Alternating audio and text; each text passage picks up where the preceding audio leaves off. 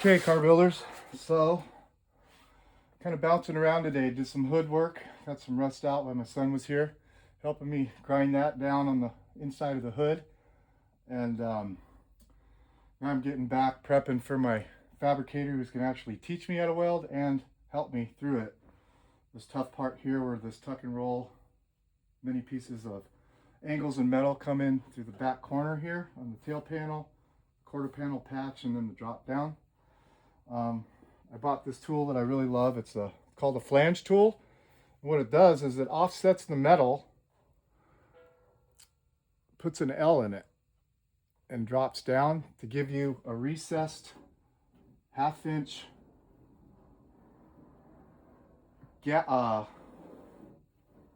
recessed line all the way down the quarter panel. And what that does is it helps you to, when it comes all together, when you put your patch on,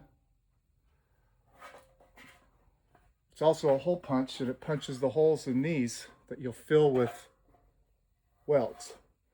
But the idea of the flange is to have this piece lay, well, it's kind of messed up in the wheel well, flush, or more flush. Oh, I need to bend that back now.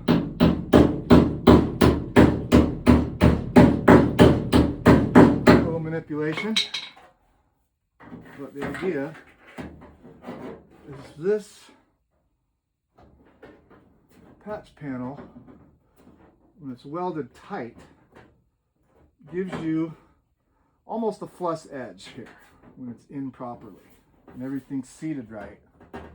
So you can see the holes will fill with welds, and I have just enough meat on the bone here to fill each hole. And I had to cut the hole way up high because the rust damage was clear up here, and it's the only where I can get good metal on left. And I wanted to stay below this bumper bracket, kind of where the bolts go through on the bumper here in the rear end. And it pops out, and I didn't want to cut into that, so I wanted to stay below that with my flange. So I have more flange to do through here. You'll get the idea. I did some back here and then the front. It's really, it gets up in there. I think the whole thing has to be flanged to really give you a good idea. So I'll just continue on. So, well worth 60 bucks. I got it at Harbor Freight. Crimper just crimps the metal on one side, the other side it punches holes for the drilling. I love it. I'll just follow my half-inch line. You just push it up as high as you can with the cut and work it down. And it's making a recessed flange for you. And I'm getting all this prepped for my welder. Save time, which saves money.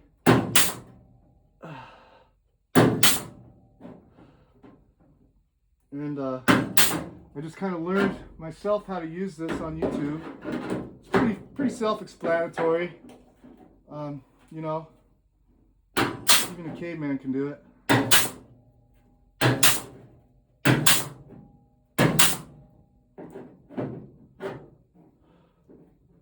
Make sure you're straight, you know, straight as you can.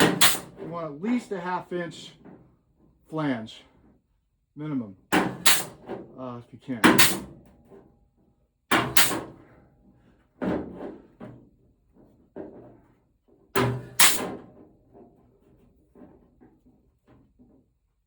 You can see it's coming up to my line. So that tells me everything's lining up like it should. That was my first attempt of marking it all out. I realized if I go on that line, I'm cutting into the bumper bracket mount areas, and I didn't want to do that. So yeah, we'll grind all this down. That's gonna need, yeah, some finesse because there's a bumper bracket here in the corner, and I have to get that bent out some to get that flange to go all the way down. But for the most part, it's there. See the paint's chipping off, and it just gives a nice, beautiful little lip, and then drops in here, recesses down, just maybe less than a 1/16 of an inch. just the thickness of your steel. The idea, so, is for less grinding in the end of it all. Might have to trim this off, you know, back here in the back, but when it gets in there tight, see that? Well, you probably can't, but when it's pushed really tight, that's almost flush. That's almost flush, and that's going to be minimal Bondo or minimal filler, which it's all metal in here, and that's the idea. No Bondo, more metal equals victory for me. And I love learning this stuff. You know, I wish I'd paid more attention in auto shop, but there you go. It's coming together.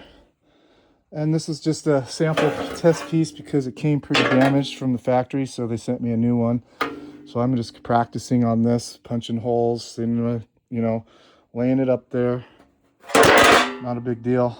And so yeah, and here's that tricky spot where all three metals come together. The quarter panel patch wraps around and tucks behind here.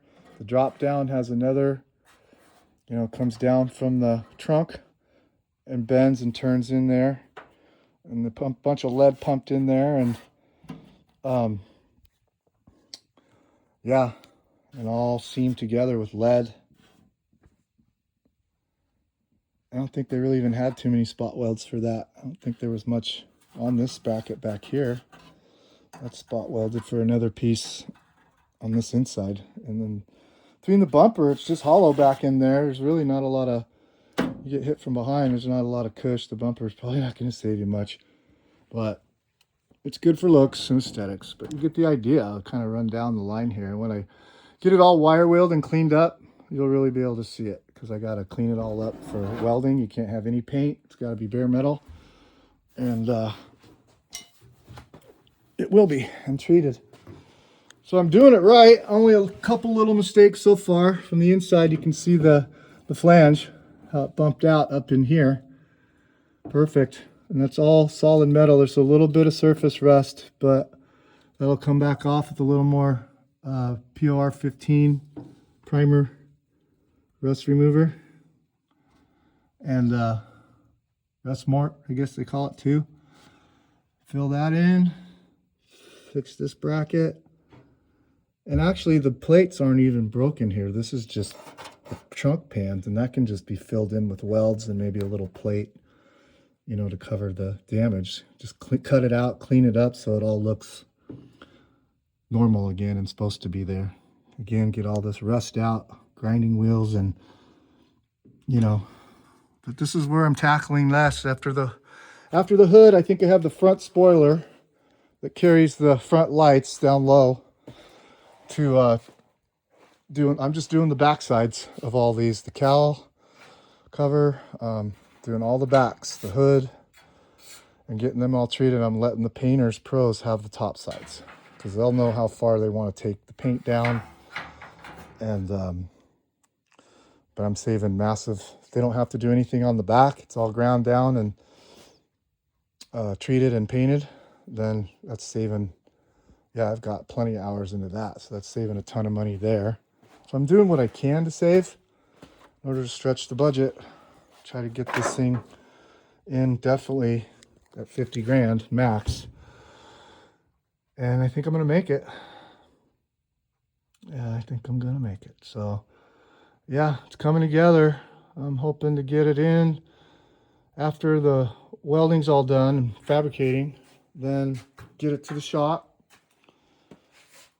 They can prime it, seam seal it, prime it, and paint it where they need to. And bring the motor in and then join the frame to the body in the front. 4 big mounting bolts. Where, you know, here on the front, there on the front, and one under each seat is where it goes. It'll pop up right there. And bolt right to the frame. 4 big bolts, and that's what holds it together. And we're in good shape. supposed to be taking some time off because my hands are all flared up, but I'm working on this baby.